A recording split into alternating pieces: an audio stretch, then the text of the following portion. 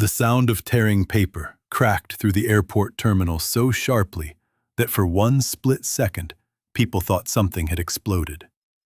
Heads turned all at once. A child near the coffee stand stopped crying. A man halfway through a phone call lowered his hand. Rolling suitcases slowed. The giant departure screens kept flashing cities and gate numbers like nothing had happened.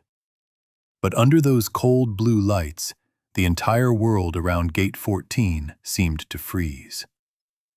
Damian Cole stood there in a custom charcoal suit, breathing hard. One fist clenched so tightly that the veins in his wrist stood out like wires. In that hand were the ragged remains of a passport he had just ripped in half.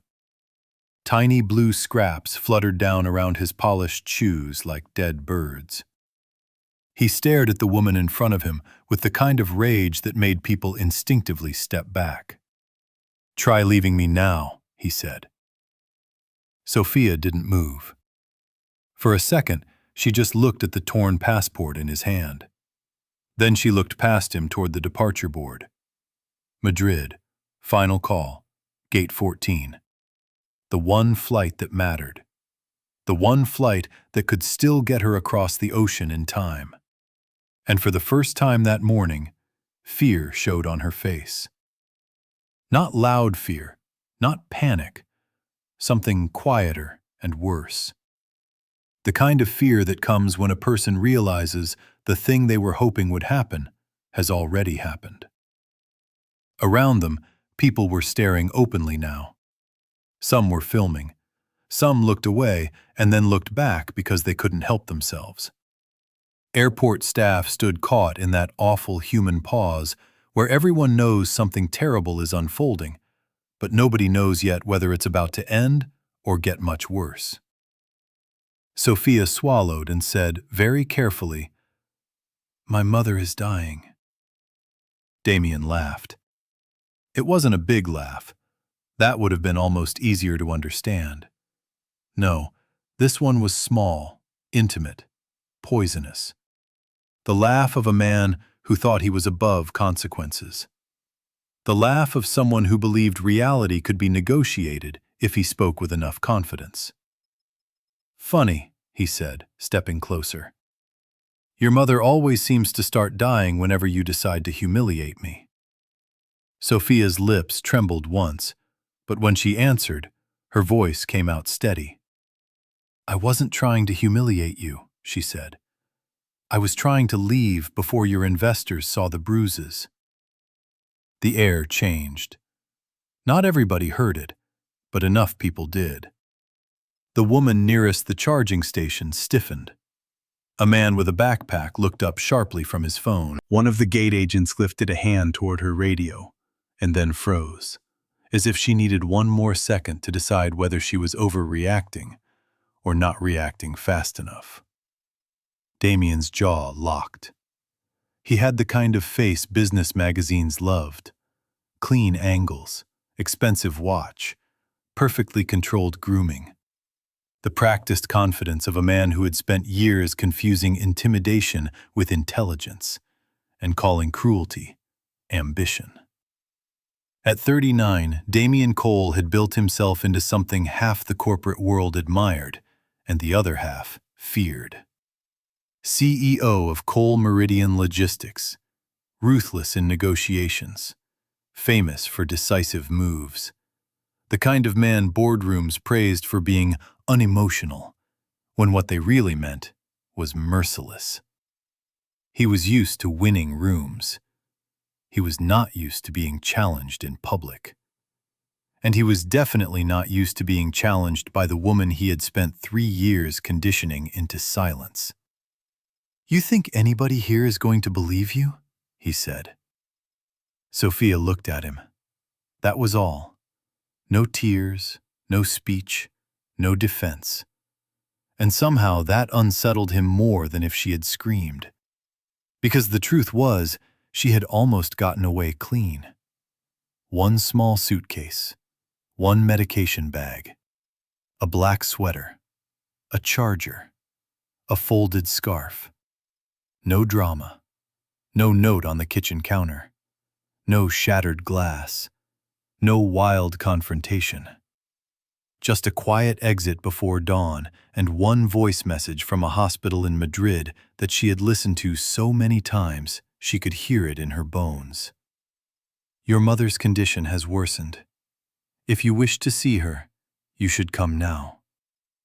She had left before sunrise. She had almost made it.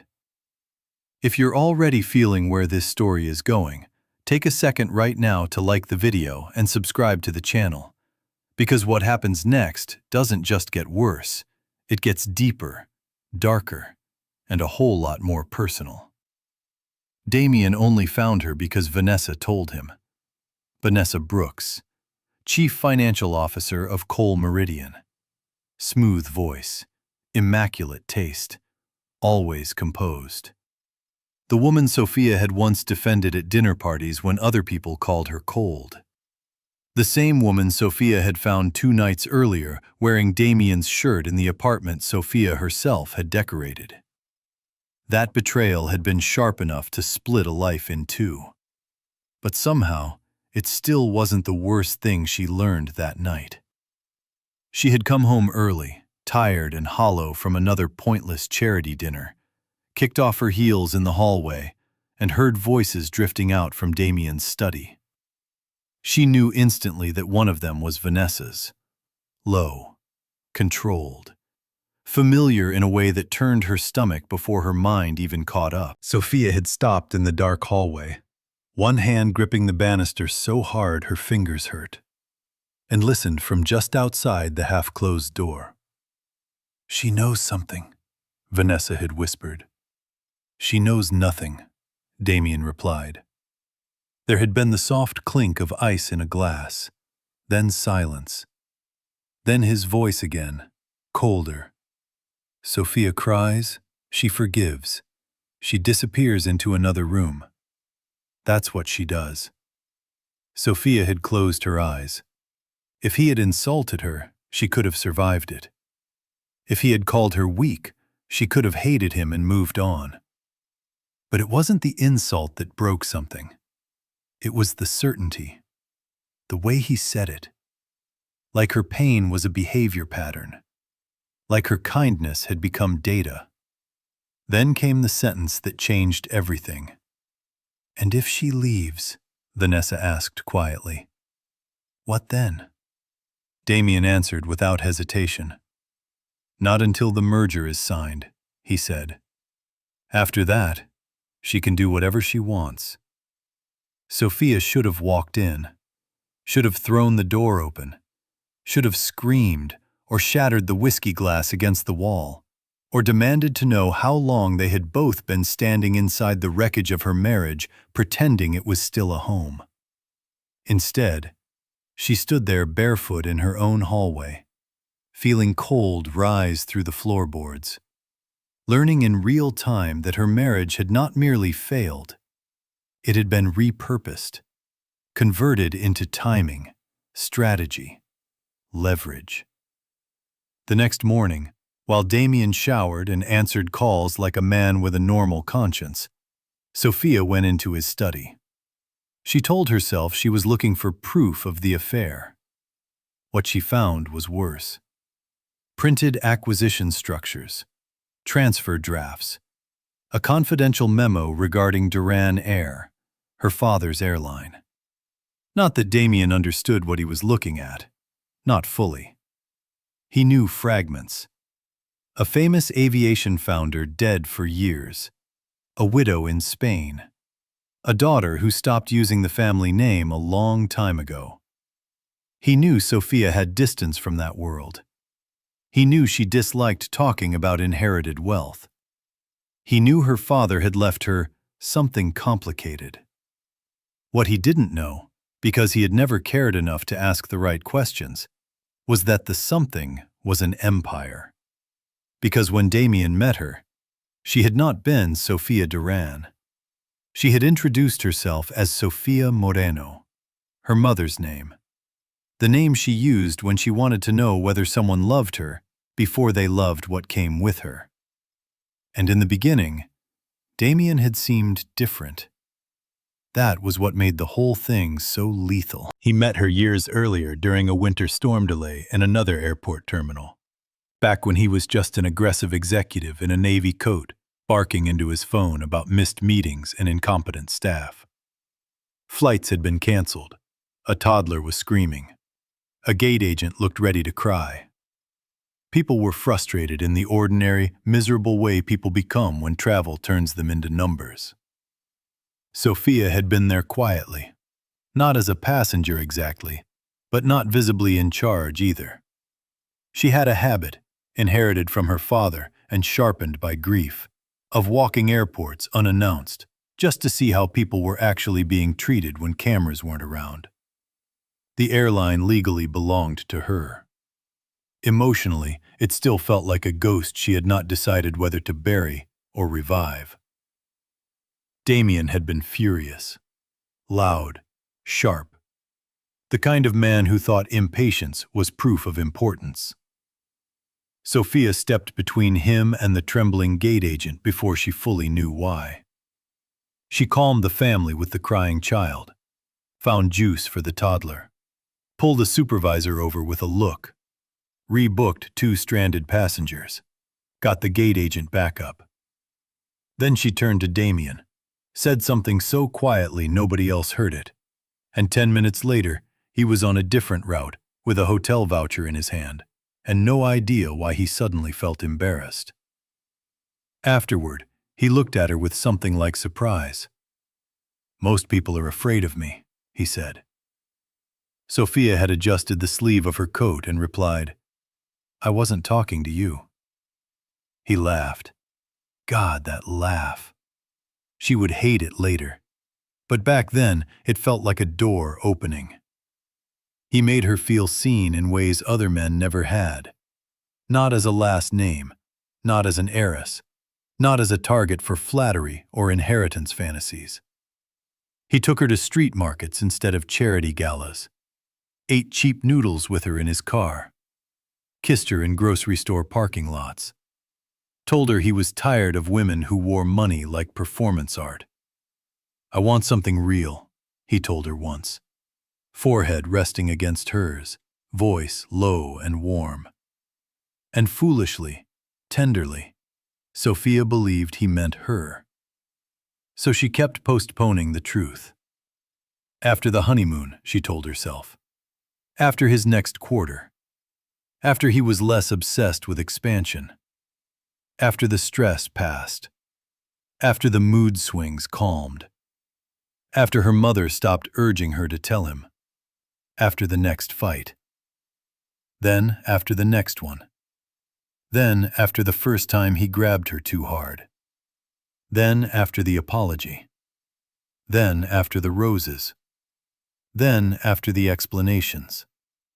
And somewhere in all that delay, the truth hardened into danger. The first time Damien raised his voice at her after they got married, he showed up with roses so expensive they felt like an insult. The second time, he blamed stress.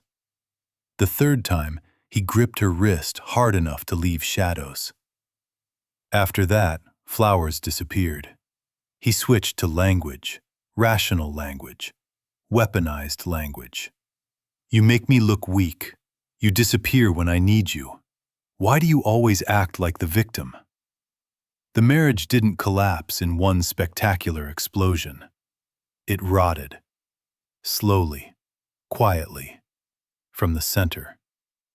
And now here they were, in an airport full of strangers, with half her passport in his hand, and her mother perhaps taking her last breath on another continent.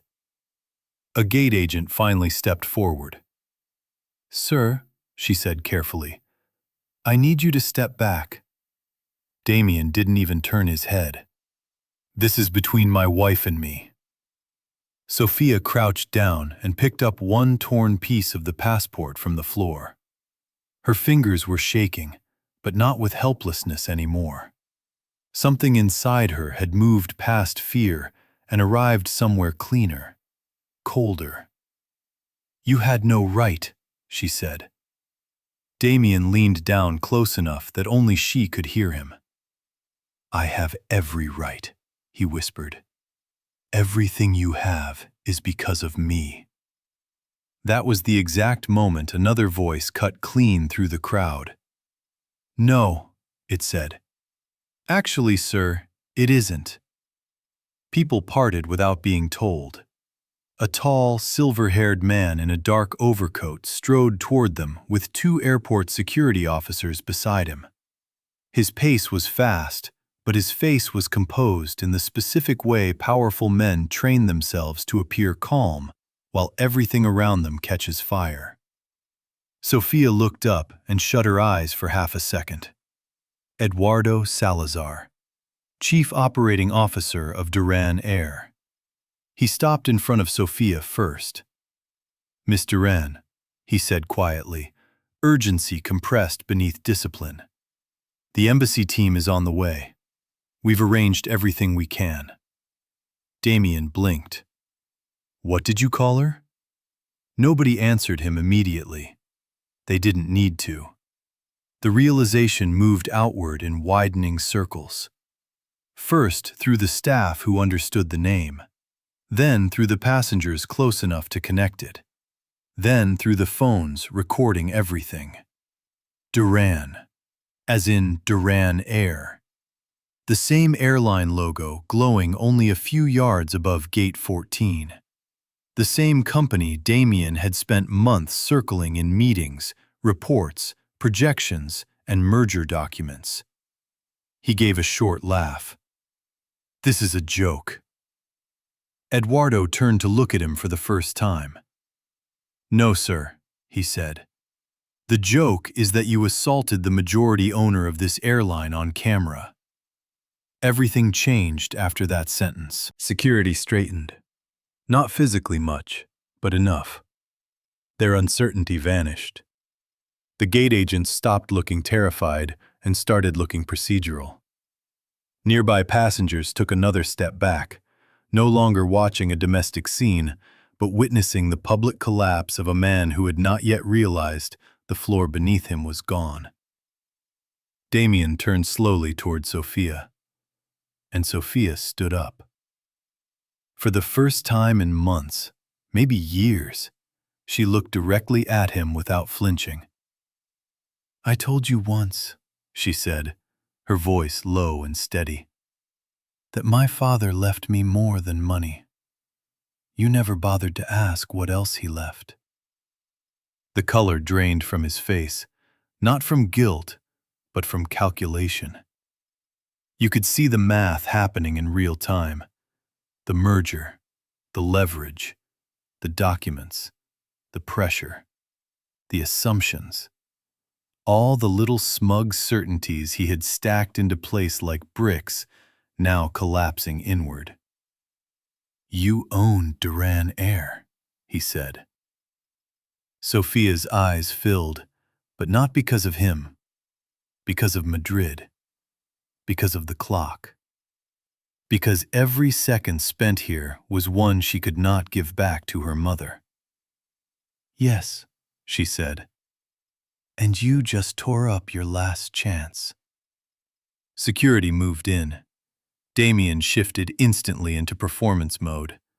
Softer tone, controlled breathing. The careful expression he used in boardrooms when risk needed seducing. "Sophia," he said, "baby, listen to me." She stepped back as if his voice itself was filthy. "Don't call me that." He reached toward her arm. Security caught him before he touched her. The terminal exploded into whispers, gasps, urgent commentary. Somebody said, "Post that right now." Somebody else said, "Is that him? That's him." A woman in a red coat muttered, "I knew he looked dangerous." Near one of the columns, Vanessa stood in oversized sunglasses with panic written all over her face. When Sophia saw her, Vanessa saw that she had been seen and vanished into the terminal crowd without a word. Damien didn't fight the officers, not really. He just kept staring at Sophia like he was seeing his wife for the first time. Maybe he was. Emergency documents were arranged with impossible speed once the right names started moving. Calls were made. Paperwork was pushed through. The airline held the plane. Eduardo cleared a private transfer. Embassy officials met them halfway through a maze of locked doors and compressed urgency. 93 minutes after her passport hit the floor in pieces, Sophia boarded. She took her seat with her hands still trembling. Beside her, sealed in an evidence envelope, were the torn remains of the passport Damien had destroyed. She should have felt victorious. Instead, she felt hollow. The cabin lights dimmed. The engines rose. The city fell away beneath the clouds. Madrid was hours ahead, and somewhere across the Atlantic, an old woman who had loved her imperfect daughter with impossible steadiness might already be slipping beyond speech. Sophia stared at the dark window until her reflection blurred. Then she played the last voicemail her mother had sent before collapsing. Her mother's voice came through weak and thinned by pain, but still carrying that same stubborn warmth mothers use when they are trying to protect their children from the truth, even while speaking it. "Sophia," she whispered, "if you're hearing this, then I was right. You waited too long to leave that man." Sophia pressed a hand over her mouth. Her mother kept going, pausing once to catch breath. "Your father built an airline, yes, but that was never the inheritance I begged him to protect for you." A small rustle, the sound of hospital sheets. "What he left you was the part of yourself no one can own unless you hand it over. Don't do that again." Sophia closed her eyes, tears slipping out hot and silent. Then her mother said one more thing. "And if Damien Cole is involved with Arturo Vélez, open the green file. Don't trust the board until you do." The message ended. Just like that. No goodbye. No dramatic last line. Only warning. Sophia stared into the darkness of the cabin as if mercy might somehow grant her one more sentence. Arturo Vélez. The name hit like metal dropped into cold water. Her father's former fixer. The man who vanished after the accounting scandal that nearly destroyed Duran Air 15 years earlier. A ghost name in family history. Half rumor, half stain. The kind of man children were not allowed to ask about. Sophia had not heard that name spoken aloud in years. Now it was in her mother's final message, and somehow linked to Damien. If this story already has you locked in, hit subscribe and stay with me. Because the moment she lands in Madrid, the truth stops being personal and starts becoming dangerous. Sophia reached the hospital at dawn. Her mother had died 12 minutes earlier. 12 minutes. Later in life, Sophia would try to explain to people how grief can feel mathematical. Not poetic, not abstract. Numerical. Surgical. Cruel in precise units. 12 minutes. Not an hour late. Not a day. Not a vague too late. 12 exact minutes between possibility and permanence. She stepped into the hospital room and knew before anyone spoke. The nurse's face gave it away. Then the stillness. Then the sheet pulled neatly to her mother's chest. Then the kind silence doctors wear when there is nothing left to offer except distance. Sophia made a sound then, a raw, ripped sound that barely seemed human, and the doctor lowered his eyes to give her privacy that could not possibly help.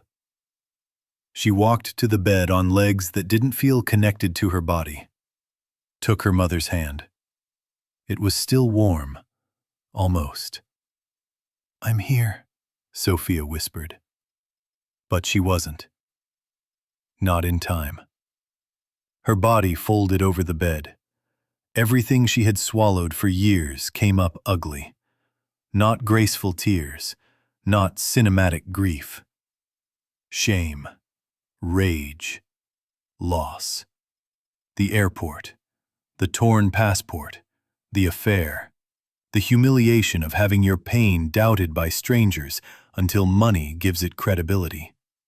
The unbearable knowledge that the last person she had loved without armor had cost her the final goodbye that would haunt her for the rest of her life. Hours later, when the hospital quieted and the calls began and condolences started arriving in polished language she wanted to smash, Sophia went upstairs to the apartment above the old Duran offices. It still smelled faintly like dust, paper, and her mother's perfume. In a locked desk drawer, exactly where the voicemail said it would be, she found the green file. Inside were documents her mother had been too sick to explain. Payment trails, internal memos, maintenance contracts routed through shell companies, an aviation risk report showing false safety concerns deliberately seeded into industry media to depress Duran Air stock before a debt-trigger acquisition event. Sophia sat at the desk and kept turning pages long after she had stopped feeling her hands. The shell company at the center of it all led to Arturo Vélez. And Arturo's most recent business partner was a consulting firm quietly retained by Cole Meridian Logistics. By Damien.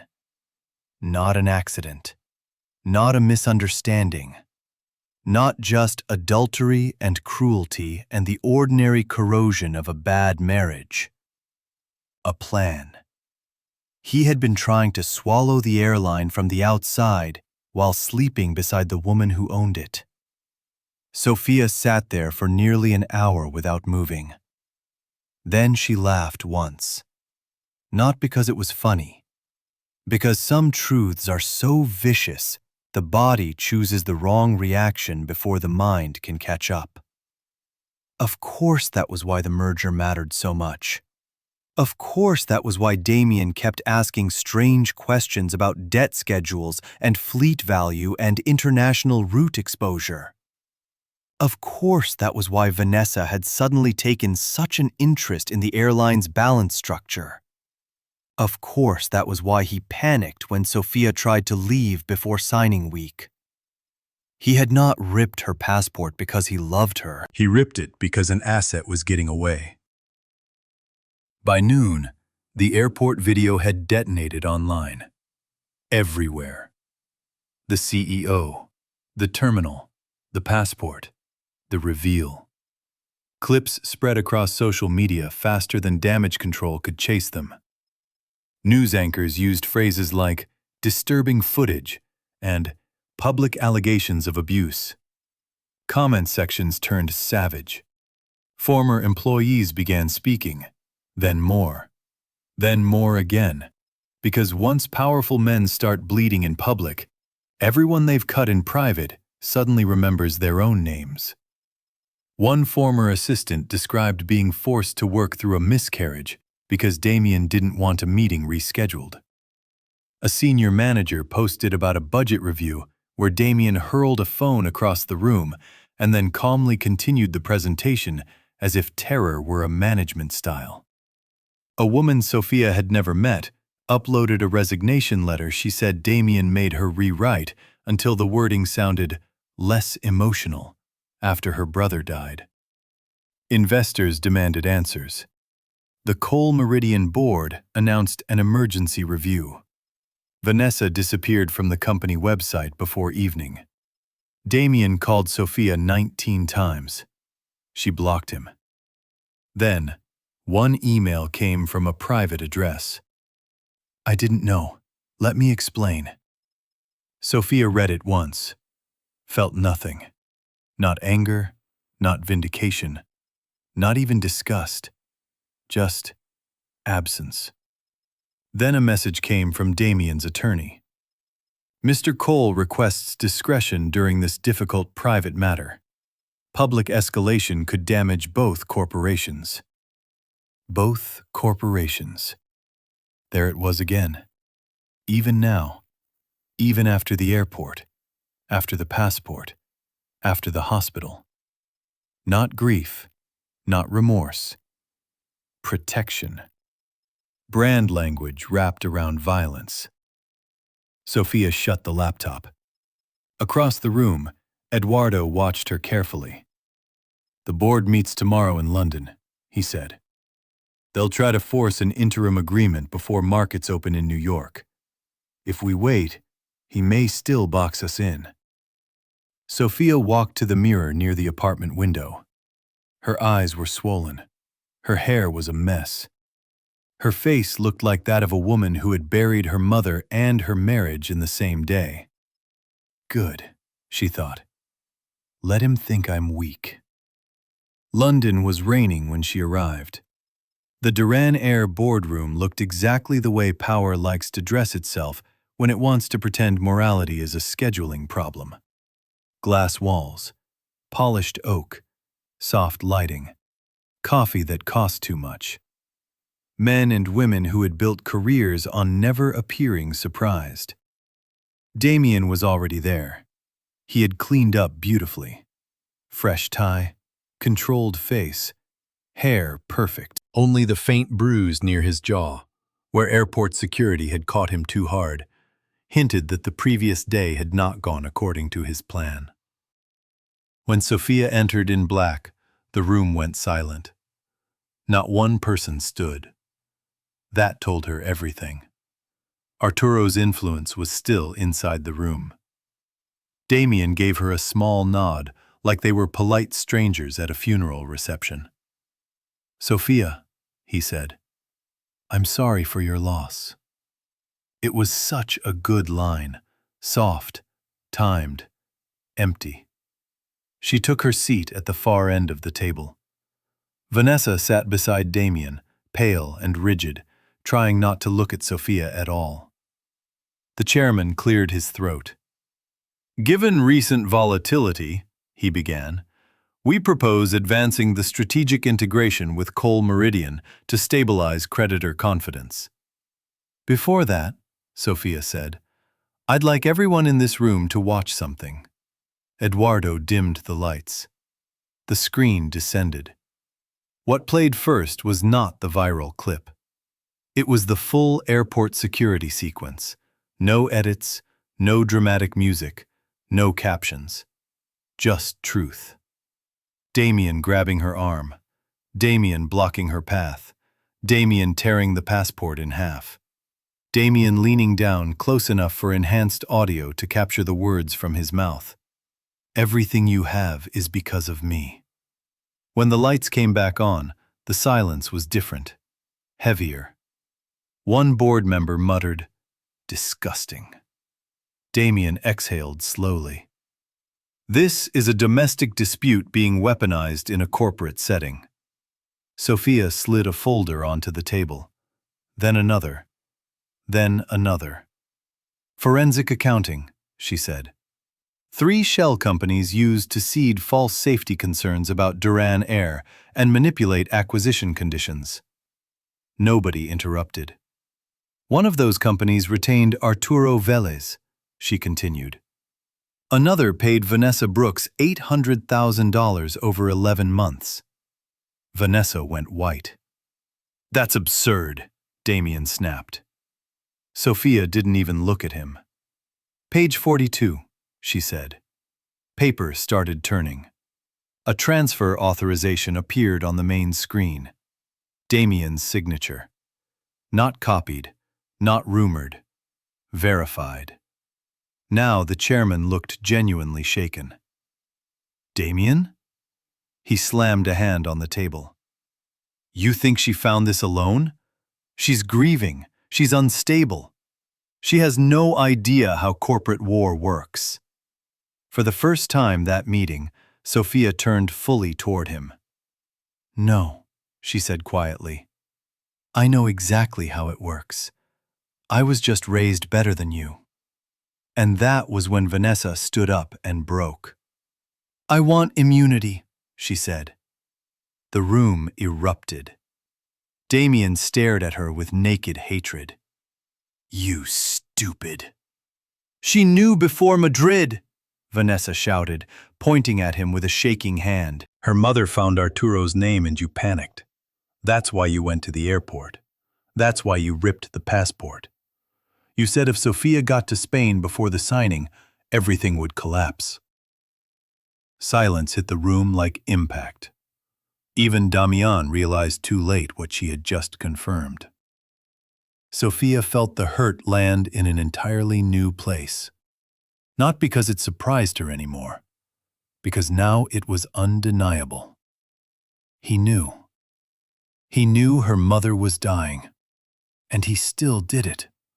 Not out of rage alone, not out of jealousy. For leverage, for timing, for stock price, for a signature, for one more inch of power. If you've ever seen someone mistake control for love, like this video and tell me you're still here, because this next moment is where the mask comes all the way off. For a second, the boardroom blurred around Sofia. She saw the hospital bed, her mother's hand, the voicemail. 12 minutes. Then Damian's voice cut through, desperate now, the control finally cracking. Sofia, listen to me. Arturo boxed me in. The board wanted results. I was under pressure. I made a mistake. She stood. Not quickly, slowly. And somehow that made it more powerful. A mistake? She said. Her voice wasn't loud. It didn't need to be. A mistake is forgetting an anniversary, she said. A mistake is sending flowers to the wrong address. A mistake is taking the wrong exit and ending up 20 minutes late.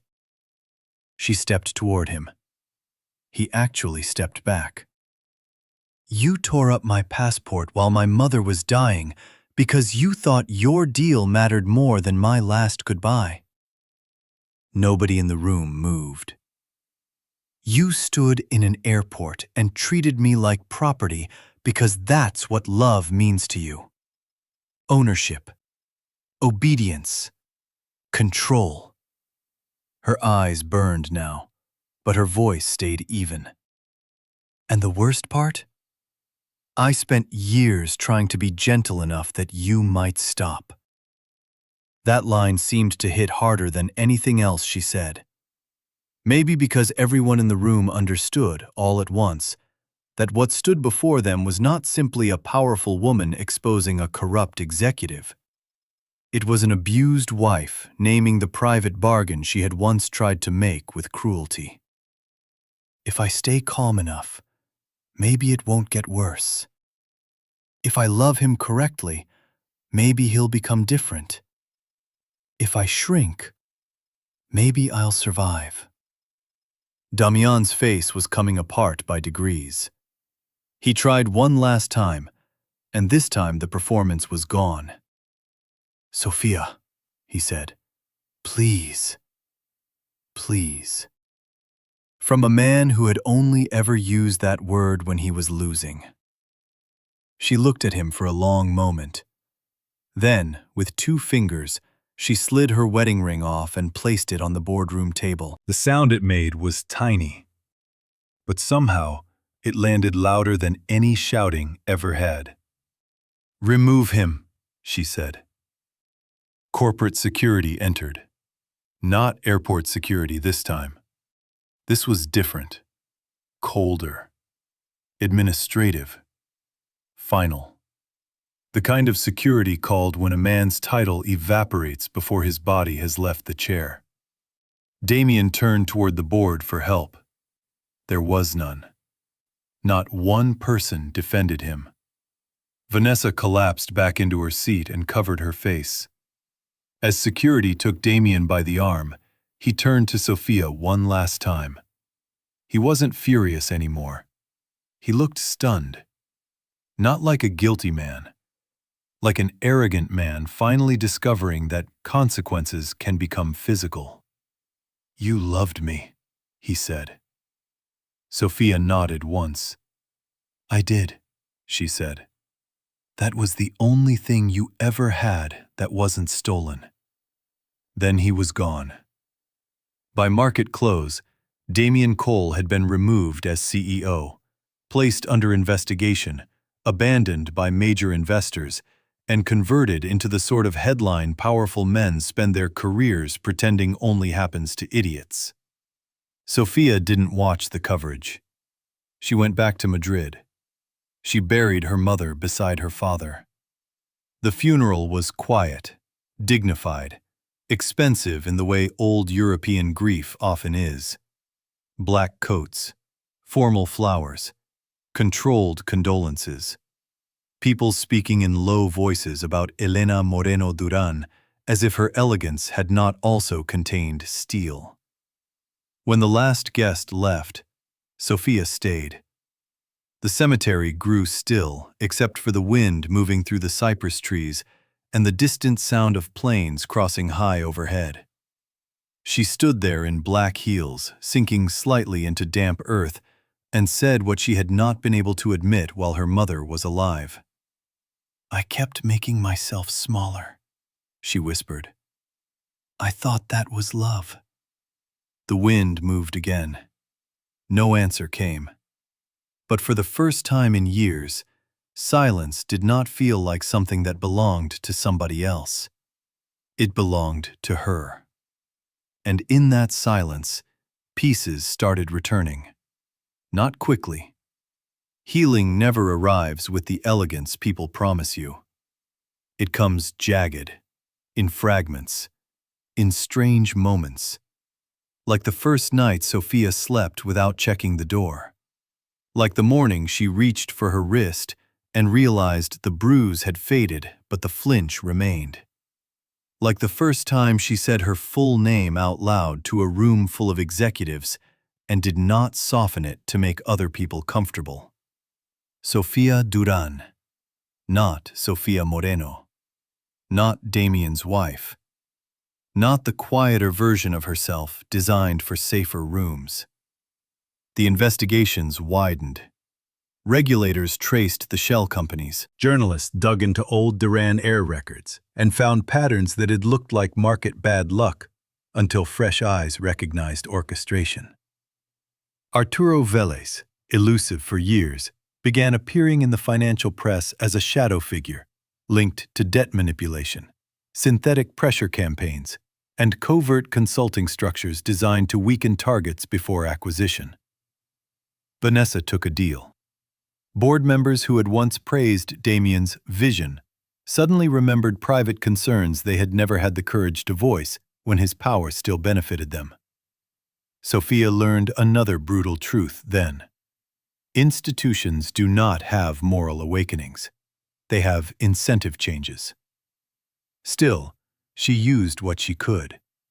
She replaced legal counsel, froze pending integrations, ordered a full internal audit, rebuilt the route review committee, interviewed maintenance chiefs directly instead of through layers of polished men with rehearsed optimism. She began walking terminals again, not anonymously this time, but still quietly. She talked to baggage crews, gate agents, cleaning staff, mechanics, flight attendants who had given decades of their lives to an airline while executives treated routes like numbers instead of people. She listened, really listened. And slowly, Duran Air stopped feeling like a ghost. It started feeling like a responsibility she was finally strong enough to hold. Of course, strength did not erase memory. There were nights when she woke with Damien's voice still alive in her ears. "Try leaving me now." There were mornings when a torn piece of paper in an office shredder could make her chest tighten. There were interviews she declined because she knew exactly how the world liked to package women like her. Wronged heiress, humiliated wife, Phoenix CEO, survivor in couture. She was some of those things. but not for them.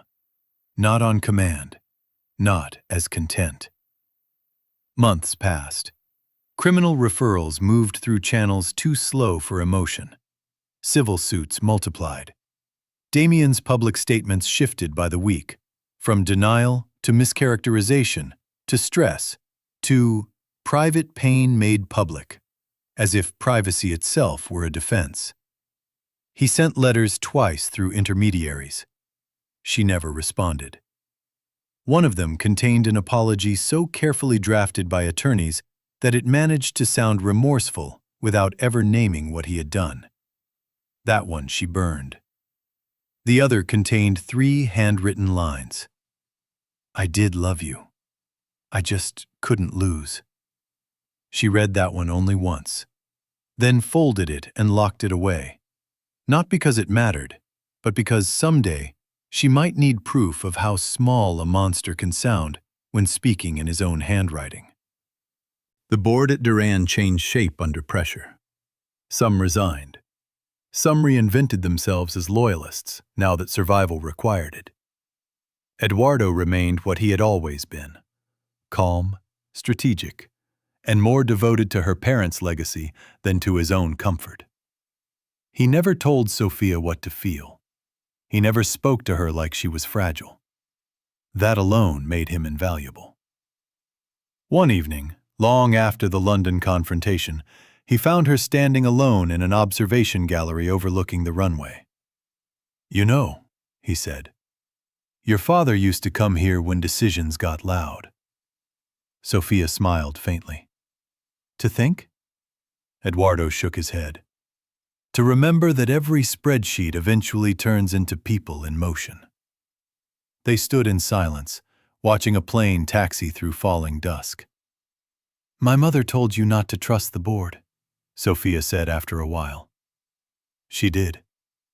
"Did she know how bad it was?" Eduardo took his time answering. "I think she knew enough to be frightened," he said. "I don't think she knew how much of you he had already taken." That line stayed with Sophia for days. Not because it hurt, because it clarified. Abuse is not always measured by what was done to your body. Sometimes it is measured by what it trained you to surrender before anyone touched you at all. Time, confidence, language, scale, appetite, volume, name. He had not only bruised her, he had reduced her.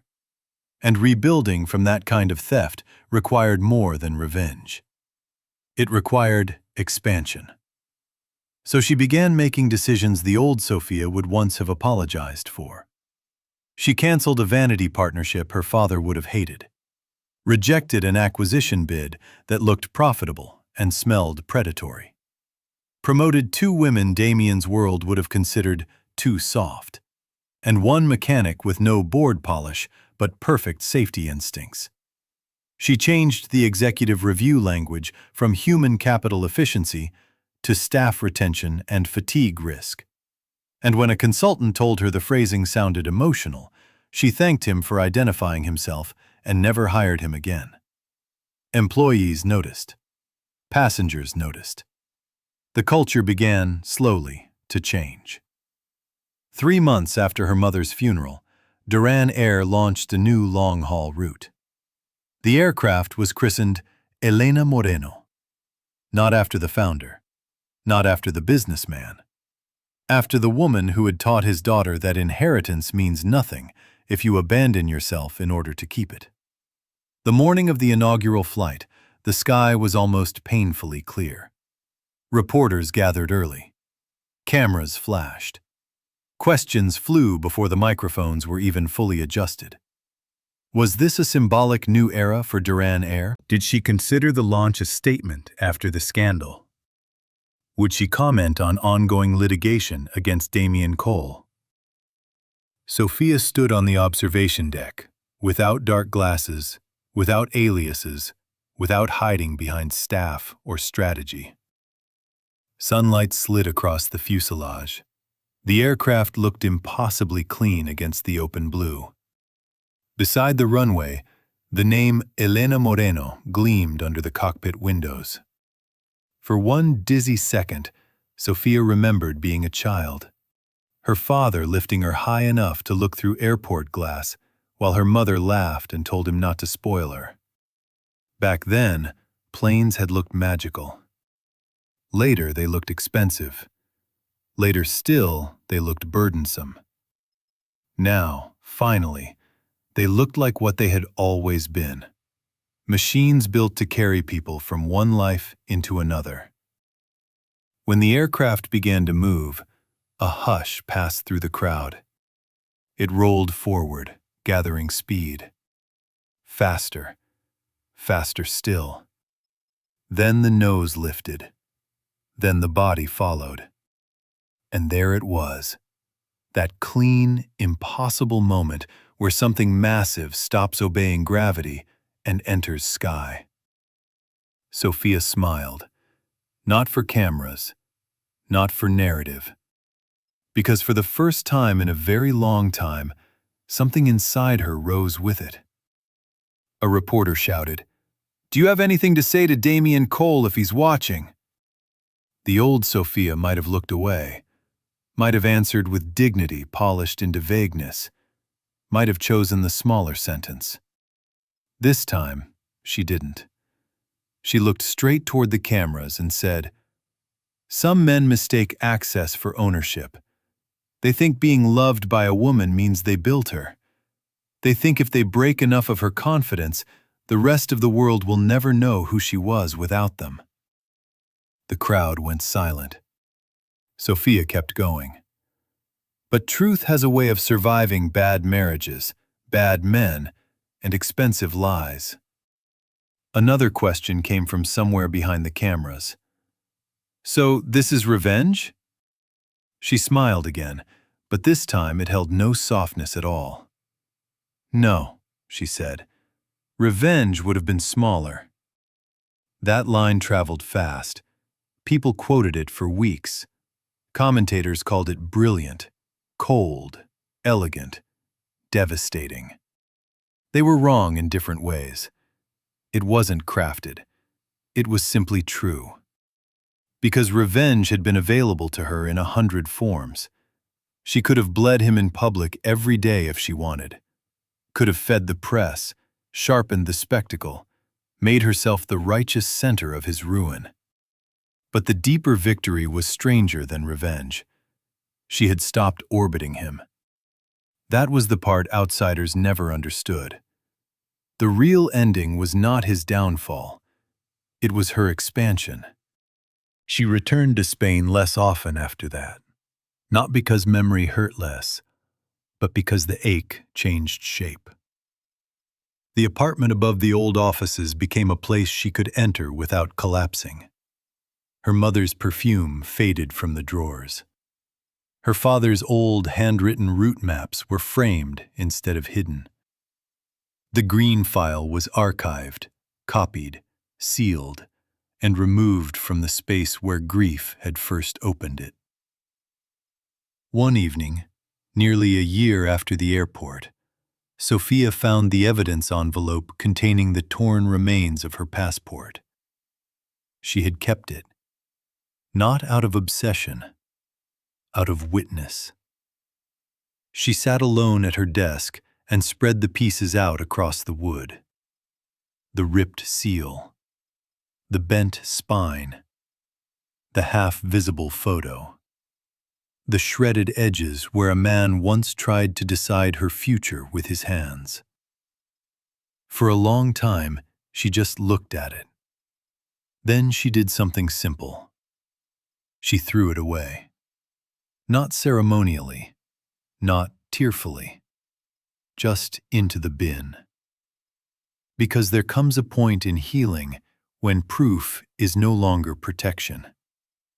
It is clutter. And the woman she was becoming no longer needed old damage to remind herself what had happened. She remembered. That was enough. Years from now, strangers would still remember the viral clip. They would remember the rich man in the terminal, the passport, The reveal. The boardroom downfall. The ring on the table. The line about revenge being smaller. But the people who truly knew the story would understand that the sharpest turning point happened much earlier and much more quietly. It happened the moment a woman who had spent years making herself smaller finally reached the limit of what fear could extract from her.